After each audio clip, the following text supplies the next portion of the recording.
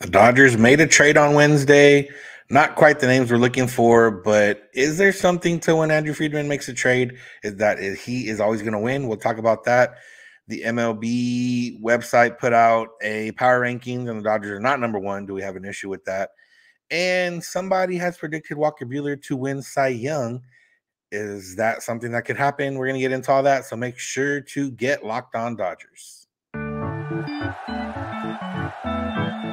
You are Locked On Dodgers, your daily Los Angeles Dodgers podcast. Part of the Locked On Podcast Network, your team every day.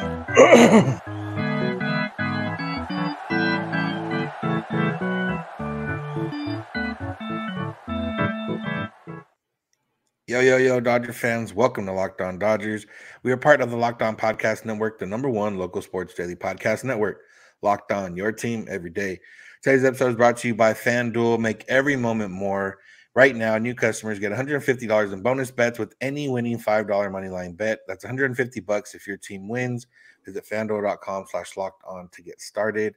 This is the daily podcast covering the Los Angeles Dodgers, bringing you the smart fans' perspective on our boys in blue. You can find us wherever you find podcasts and on YouTube simply by searching for Locked On Dodgers.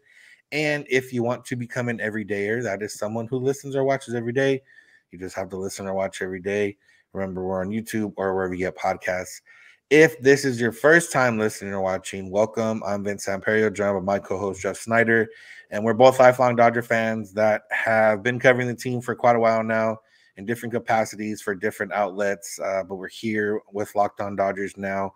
We're not quite insiders, but we're here to bring you what we believe are some smart and knowledgeable and rational takes about the Dodgers, and maybe sometimes a little irrational depending on the time of year.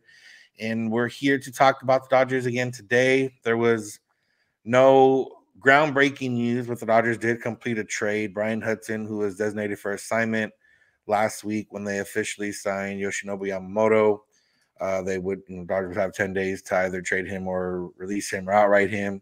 It looks like the trade route is the way they went. They are sending him to the Brewers in exchange for a 2023 draft pick, Justin Chambers, and a player to be named later or cash considerations.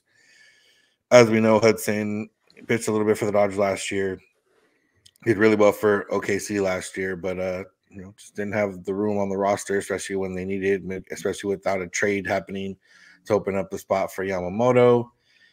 And the guy they got back was a 20th round pick in this year's draft, but he signed for a lot more than 20th round money, right, Jeff? Yeah, he got about $500,000 in signing bonus. Realistically, normally 20th round picks don't sign. The 20th round these days is the last round, especially 20th round picks out of high school generally don't sign because, teams don't often draft. Usually those last rounds are mostly fourth-year college guys who don't really have any options, college seniors, so they can't go back to school. And so you take those guys because either they sign or they don't, but it's not that big a deal. Taking a high school guy there, he was committed to go to ASU, but he had Tommy John surgery, I think it was last January. So it's been about a year now. He missed basically his whole senior season after having Tommy John surgery. And the Brewers liked him enough that they paid him $500,000, which is about fourth or fifth round money, to skip college and sign with them. He hasn't debuted yet because he's still recovering from his Tommy John surgery. But the fact that the Brewers thought so highly of him, one report I saw said that he has a high 80s fastball that has touched 90. But then our buddy at Futures Dodgers said that he actually touched 94 shortly before the elbow injury. And that's a big difference, and we're talking about a high school, a senior at the time. He was only 17 years old. He turned 18, I think after the draft. He's relatively young, either right before the draft or right after. So he's a young guy and still some room to grow. He's 6'2", but what they call projectable, meaning he's going to fill out some. And get stronger. And so if he really was hitting 94 as a senior when he's still skinny and hasn't gotten his man strength yet, and had an arm issue that eventually led to Tommy John surgery, it's not crazy to think this could be a guy who does end up throwing 97. There's some similarities to Walker Buehler. When the Dodgers drafted Walker Buehler, they knew he needed Tommy John surgery, and he threw harder after Tommy John surgery than he ever did in college. He wasn't, and Buehler ended up throwing 100 miles an hour. He didn't throw anywhere near 100 in college, even before he was injured. And so, it's a little bit different because Chambers is quite a bit younger, but, there's a lot to like about Justin Chambers, and it's understandable why the Dodgers were interested in him. And in a way, it's a little bit wild that the Brewers liked him enough to pay him so much over slot and then traded him for Bryan Hudson. But the fact is Bryan Hudson is a big league reliever right now, and Justin Chambers is still several years from the major leagues if he ever does make it. And so sometimes you trade for what you need right now. Yeah, it's one of those Dodger trades that we've gotten accustomed to, at least, by definition of what it looks like right now.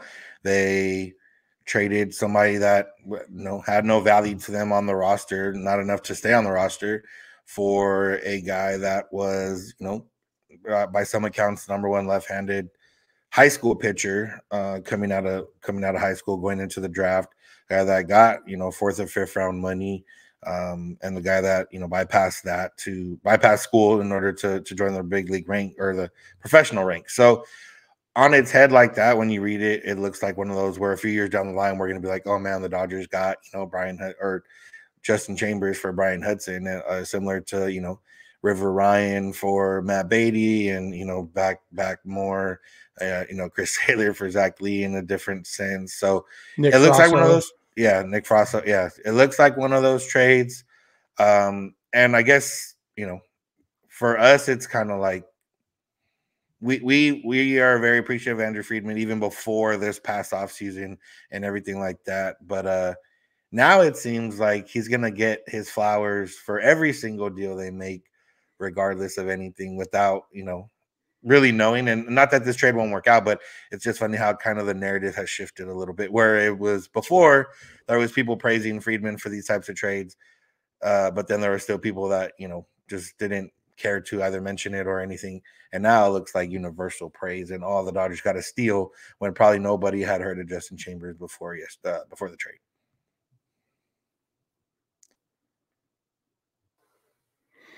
Yeah, in a way, it makes sense. I mean, the fact is the Dodgers DFA'd Bryan Hudson, and so if they didn't trade him, they were going to get nothing for him. And so getting anything for him is a win. But it was kind of funny to see how eager we are to just declare Justin Chambers the next River Ryan or Nick Frosso, like you said. And the fact is, the most likely outcome is that we never think about Justin Chambers again, because most pitching prospects don't pan out, and especially guys who have Tommy John surgery when they're 17 years old. There's a chance for sure, and it's not a close to zero chance. There's a real chance that he ends up being good, but there's also probably a better chance that something or other goes wrong. Either he gets hurt again or he just doesn't progress. And so, kudos to Andrew Friedman for getting a deal done and making this trade. But we probably ought to hold off on a little bit, just because, it's good to be excited too. And I don't want to yuck anybody's yum, as they say, or pee in anybody's Cheerios. But it's probably good to temper our expectations for Justin Chambers. Yeah. All right. So there was some maybe tempered expectations, depending how you feel, from MLB.com. They put out some power rankings as of right now, and the Dodgers were not sitting number one. We'll talk about who was sitting number one and if we believe that's right. So make sure to keep it locked on Dodgers. Today's episode is brought to you by FanDuel. NFL regular season is wrapping up, but there's still time to get in on the action with FanDuel, America's #1 sportsbook. This weekend's kind of tough. Week 18, not everybody's playing all their starters. Some teams are locked into their playoff spots, but still, it doesn't matter because new customers can get $150 in bonus bets guaranteed when you place a $5 bet. not win a $5 bet. All you have to do is place a $5 bet. So you don't even have to know who's playing. You don't even have to know, which starters are playing. You don't have to know anything other than I can put a bet down for $5 and I'll get 150 in bonus bets back for me, win or lose. And it's perfect because $150 can be used to actually gain some more. Because on the FanDuel app, it's easy to build out some same game parlays where you're picking things to happen in the same game. You can go to the Explore tab and find bets that other people are making or popular bets that are being made and join in on those action. Or you can make a parlay in the Parlay Hub where you're picking multiple teams to win or lose or over-unders and all that type of stuff. So go check out FanDuel right now and visit FanDuel.com/locked-on and make your first bet right now. FanDuel, official partner of the NFL.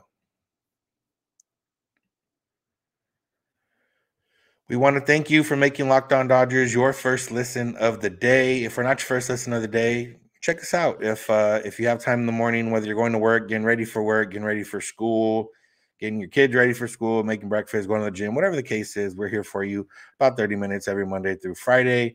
And if not, you can still be in every day or by listening or watching every day, even if it's not in the morning. Remember, we're part of the Locked On Podcast Network, your team every day, who have two 24/7 streaming channels, Locked On Sports Today and Locked On Sports Los Angeles on YouTube, where you can go get news around the clock from around the sports world and around the LA sports world. And now we talk about power rankings, which are pretty fun to talk about on January 3rd with still impact players on the market. But MLB.com put out there, some other publication put out there, MLB.com as a little more generally used by us, and they do not have the Dodgers as the number one team right now. They have the Atlanta Braves as the number one team, Dodgers number 2, Texas Rangers number 3. We don't really care after it gets past the Dodgers at number 2. So, Jeff, is it something not that worried about, but do you agree with the rankings that they have right now? I definitely don't disagree with it. In fact, we've spent the last several off seasons talking about how winning the off season doesn't actually mean anything.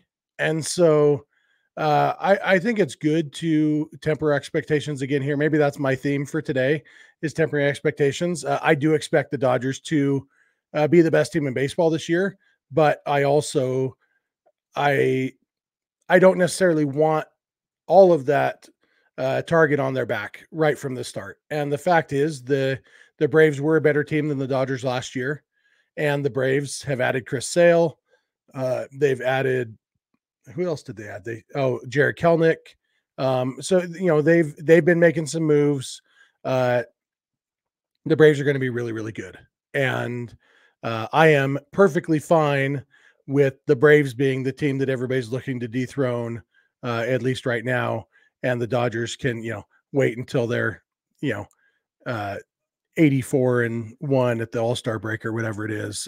Then people can start thinking about them. But for now, I'm actually a little bit relieved or happy that the Dodgers aren't number 1 in the power rankings. Yeah. I mean, this is obviously a Dodgers podcast, but we're not a Dodger, we're not paid by the Dodgers, so we can speak freely here. And I think that the Braves being over the Dodgers is not necessarily a slight in any way. I don't think it's I wouldn't say that it's right or wrong. I just feel like it's justified. There's a lot of ways to justify the Braves being number 1 over the Dodgers, just like there's ways you can justify the Dodgers being number 1 over the Braves. And I think for the Braves, I do think they have a longer lineup right now in the sense of having more guys that were good last year or that are a little bit maybe more consistent, where the Dodgers have, I think, 1 through 3, they're not, you can't beat them there. But if you go 1 through 7, maybe is where the Braves maybe went out a little bit, even 1 through 8. And that's something that the Dodgers offseason isn't done. I think the Braves offseason is done in terms of offensive players. I don't think the Dodgers offense or offseason is done in terms of offensive players. So that could change.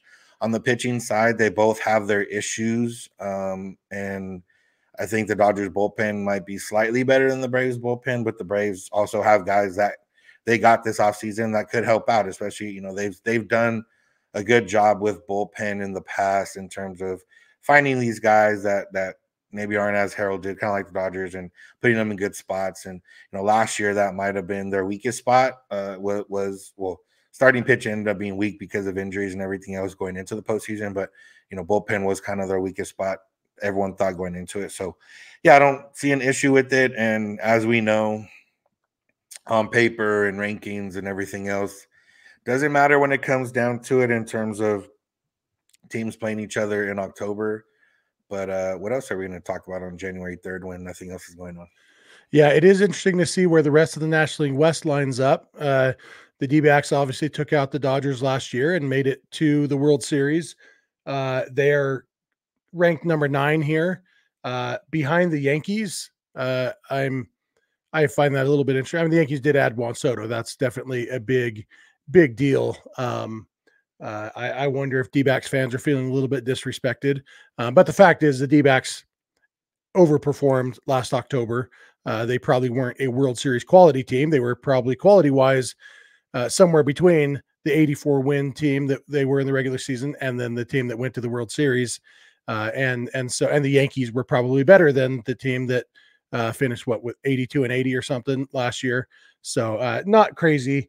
Then you got the Padres at number 16, the Giants at number 22, and the Rockies not in last place because the A's still exist, but coming in at a steady number 29. 29. It's last year we talked about the Dodgers coming in as not the favorites in the National League West. That will not be the case this year. Yeah, and that's a game. Like, we know that. I don't expect any team to really come close to the Dodgers in the regular season.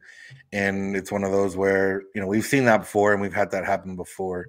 And yeah, the D-backs, they've made a couple moves, Eduardo Rodriguez. They probably need to pick up the offensive. I don't know what, why they haven't signed JD Martinez yet. It just seems to make too much sense on their end. But yeah, for the Dodgers, it's one of those where, again, the offseason isn't done. These power rankings could be different in a month if more deals get made. And again, it's all based on, projections and projecting how teams are going to be and everything else. And, if you think the Braves are going to win 104 games and the Dodgers are going to win 103, or the Braves are going to win 105 and the Dodgers are going to win 105, you're splitting hairs at that point. I do think they're the top 2 teams in the National League right now and should be like that throughout the regular season. The Phillies could be right there. They probably make another move, I would imagine. And then you got, the D-backs, see how they do. The Central, I don't see anyone in the Central really being a threat to be the best team in the National League.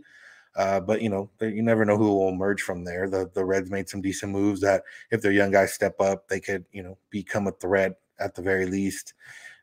Brewers, there's just a bunch of teams out there. So it is interesting right now, to put out power rankings because, like I said, there's at least 5 to 6 people that could swing a divisional race, depending on which division they go to, or could swing race in terms of that next playoff spot. And there's still a lot of that to get into. And Jeff Passan had put out an article earlier in the day kind of going through that and kind of seeing, why is it so slow and everything else. And it's a little slower than before, but nothing dramatically slower than before.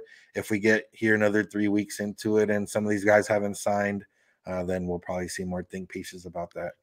Yeah, I'm kind of interested to see how the Braves do because, one of the key points in this article is that they are returning almost everybody from the team that won 104 games last year, which is true. But if you look at their team last year, it's like Orlando Arcia hit much better than he has for most of his career. Marcell Ozuna hit much better than he has the last couple of years.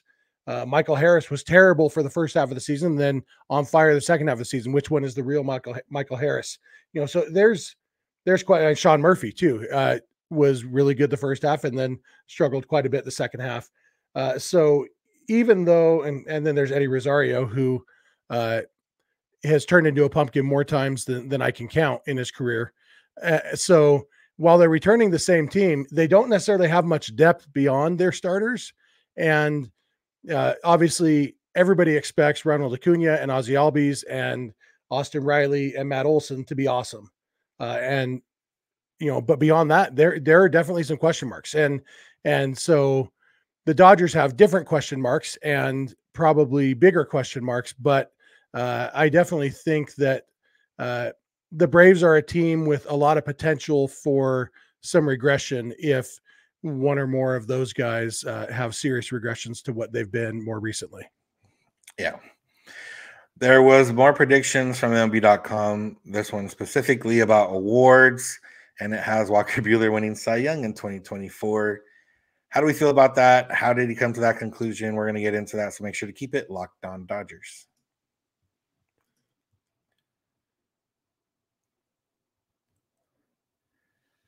Locked on Dodgers is here for you every Monday through Friday for about 30 minutes. Become an everydayer by listening or watching every day. You can find us wherever you find podcasts and on YouTube simply by searching for Locked on Dodgers. And if you want to go beyond the podcast, you can with subtext. You can go to joinsubtext.com/Locked on Dodgers and get in a text thread with us and talk to us beyond the show. In quick reactions to things that happen, questions that you may have that, maybe don't necessarily deserve a full podcast segment, or segments or questions that do deserve a full podcast segment, or topics and things of that nature. You can get behind the scenes with us and see what we're thinking. And, it's a cool little way to go beyond what you get from us. That's less interactive when we're just here talking to you or at you, and you can talk to us. So go check that out. Joinsubtext.com/LockedOnDodgers. All right, Jeff. So Anthony Castrovince put out some predictions for the 2024 season, and he had Walker Buehler as his National League Cy Young pick. A little bold, but he had some justification for it that I believe you have in front of you. Yeah, and he had a couple key points. One was that last year's National League Cy Young race, Blake Snell won it with, the weirdest season ever to win a Cy Young award. It was the highest walk rate of any pitcher who's ever won the Cy Young. He almost won it by default because everybody else who was in the running had blemishes. And so we don't even know if Blake Snell is going to be in the National League next year. That's part of it. Who knows what league he's going to be in. And the other guys, as Castrovince says, the other guys who got votes, Logan Webb, Zach Gallen, Spencer Strider, Justin Seals, Zach Wheeler, Kodai Senga, Corbin Burns, they all are probably going to be good again next year. But none of them just scream front runner. And then talking about Buehler, he does mention he predicted Buehler to win the Cy Young Award in both 2021 and 2022. Buehler maybe deserved it in 2021. He finished fourth, maybe got robbed a little bit. It was a close one. And then he blew out his elbow, obviously, in 2022. But he mentions that, Justin Verlander won the Cy Young Award coming back from Tommy John surgery. And specifically because there's no standout candidates. Castrovince thinks that, we've talked a lot last year, 2 years ago with Julio, with Dodger pitchers in general, that the way the Dodgers do things, it's going to be hard for any Dodgers pitcher to win the Cy Young Award because they're not going to throw 220 innings. Sandy Alcantara won it over Julio because he threw so many more innings, and he deserved it over Julio because of those innings. But Castrovince says the Dodgers will be careful with him, especially early, but Snell's 2 wins are evidence of how workload has been devalued in this voting. And so basically he says he thinks that Buehler stands a good chance of having ridiculous enough rate stats to earn the honor, despite having maybe a lower inning count. And, if Buehler comes back healthy, I don't think anything that Castrovince said is wrong. I don't know that I would necessarily predict him to win the Cy Young Award, but, the nature of January predictions is to have some hot takes there. And so predicting somebody super obvious is no fun, doesn't make for a good article. But also, it wouldn't shock me if Buehler is healthy. He is really, really, really good when he's healthy, one of the best pitchers in baseball. And if he can come back and be that pitcher, I wouldn't bet against him. That's for sure. Yeah. I think in terms of him being good and returning to form, I'm not as concerned about that. And especially for him, just kind of the mentality he has. He's that guy. Like we talked about after the playoffs, like the Dodgers had that guy with that mentality that, never say die, bulldog, whatever cliche you want to say. Like Walker Buehler was that guy. He gutted them through some performances in the postseason and got him to places, in the postseason, helped get him there. So I don't bet against him for sure.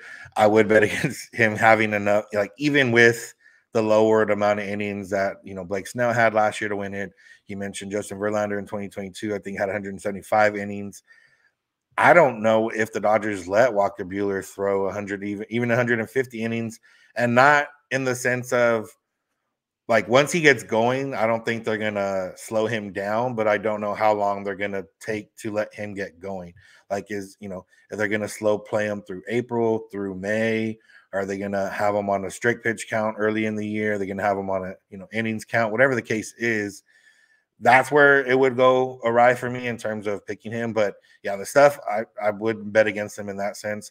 And again, if he does only slow play for like a month, maybe 6 weeks, and then gets it going, and then is the Walker Buehler that we know and love, I definitely think he would have a chance at that point because guys have Kershaw won it missing a few weeks before Justin Verlander. Blake Snell didn't really miss that much time last year, but again wasn't going deep into games. But if Walker Buehler can get going in early May, throwing 6 innings to start the way he can throw. And again, nobody else stands out in the National League. Sandy Alcantara won't be there next year. He's out with injury. Corbin Burns will be, struggled a little bit last year. He'll be on a contract year. So, maybe he does have something going for him. And some of these other guys, Max Fried will be in a contract year. So there'll be other guys having things going for them. But yeah, I wouldn't bet against Buehler's stuff. It's just, I don't know if he'll, even with every caveat that we can put, I still don't know if the Dodgers will let him throw that much. Yeah. In the last 6 years, we have had the 4 Cy Young seasons with the fewest innings pitched. And that's not counting 2020, not counting any shortened seasons, but starting pitchers winning the Cy Young in a full season. The fewest innings ever was Corbin Burns with 167 innings in 2021. And then Justin Verlander with 175 in 2022. And then Blake Snell's 180 innings last year, 182 thirds in 2018. That's the 4 lowest innings counts for Cy Young winning starting pitchers. And 167 is the fewest. And I'd be shocked if Walker Buehler throws even 167 innings. And so, like you said, 150 might be stretching it. But let's say he pitched. Well, I mean, you look at it this way: no starting pitchers ever won the Cy Young Award without qualifying for the ERA title, which is 162 innings. Is Walker Buehler going to be so good that he can win it even without qualifying for the ERA title?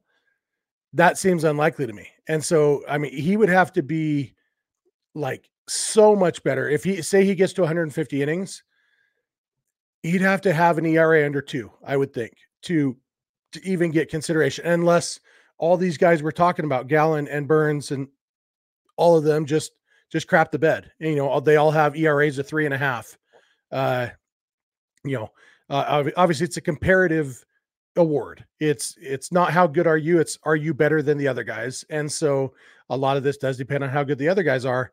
But I have a hard time seeing Buehler being so much better than everybody else that it will make up for the what we expect to be a severe lack of volume. Yeah, especially considering who he's going up against just on his own team. I mean, Yamamoto, Glasnow, even Bobby Miller are all guys you could see being top 5 Cy Young candidate, depending. And obviously would probably have more innings. Glasnow threw the most innings he ever has in his career last year, 120, but he says he's, feeling stronger than ever. Yamamoto's a guy that's used to pitching, 7 innings almost every game in 120 pitches. I don't know how far the Dodgers let him go in that sense. And then Bobby Miller, if he can put together a couple things and have a full season behind him, there's no telling what he can do. So not that Cy Young is exactly like that, where you can kind of pull votes from each other. But I mean, Kershaw and Greinke did kind of pull votes from each other before. And it is possible. So it's one of those where, yeah, it would be tough. But, if Walker Buehler can have the numbers of a Cy Young candidate and just not the innings, but is ready to go once we get to the end of the season, then that's more than we need. Yeah, we'll definitely take that. I don't think either of us is too concerned about individual awards for, especially that particular award for that particular player. I hope Shohei Ohtani wins the MVP award, and I hope that Freddie Freeman and Mookie Betts push him and they finish, 1, 2, 3 in the voting. But yeah, when it comes to Cy Young Award, just because there is so much built into the voting that just doesn't mesh with the Dodgers' current philosophy, I'm not too worried about it. Yeah. So that's it for today. Jeff, you got anything else? Not much news-wise, but we did get some predictions. Yeah, no, I think that's it for me. It's predictions are always fun, and we can always look back on this episode when the Dodgers are 84-1 at the All-Star break or whatever, and say, how's those power rankings looking now, MLB.com? Yeah, well, we'll definitely look forward to that. In terms of free agency, like I said, we don't know what's going to happen in terms of trades. I'm not sure what's going to happen. The one thing we do know is that a week from today, we will know where Imanaga is going to sign, because his date is January 11th for him to officially be signed. So we'll know that in a week, whether it's Dodgers or somebody else. And we'll probably know it before that, because, need time to take physicals and get the paperwork done. So, yeah, so we should know before that. So we'll see what happens. We'll just sit here and waiting, and we'll keep coming back talking to you about the Dodgers and different ways to make the Dodgers better or different things surrounding the Dodgers. So make sure to be coming every day or by listening or watching to Locked On Dodgers every day. We're here for you every Monday through Friday for about 30 minutes. You can find us wherever you find podcasts and on YouTube. We're part of the Locked On Podcast Network, your team every day. Remember, Locked On has two 24/7 streaming channels, Locked On Sports Los Angeles and Locked On Sports Today. Both are on YouTube, going all day long with news and shows from around the leagues and from around LA sports. Locked On Rams, Locked On Lakers, Locked On Dodgers, all the other teams that are in Los Angeles that you may not be fans of, but you'll find one eventually that you're a fan of. So go check that out. Remember, you can get beyond the podcast with us and become a Locked On Dodgers insider at joinsubtext.com/LockedOnDodgers, and you can text with us and influence the show sometimes. So go make sure to check that out. You can find us on social media, Twitter and Instagram at Locked On Dodgers. Jeff is on Twitter at Snider. I'm at Vincents91. You can DM either of us with any questions, comments, or concerns. You can also send those via email, lockedondodgers@gmail.com, or via voicemail. Text at 323-863-5625. We're here every weekday morning, and we hope you'll be here with us when you get in your car or if you're at home. Text my device play podcast, Locked On Dodgers. And remember, you don't have to agree. You just have to listen. Have a good one. We'll talk to you tomorrow.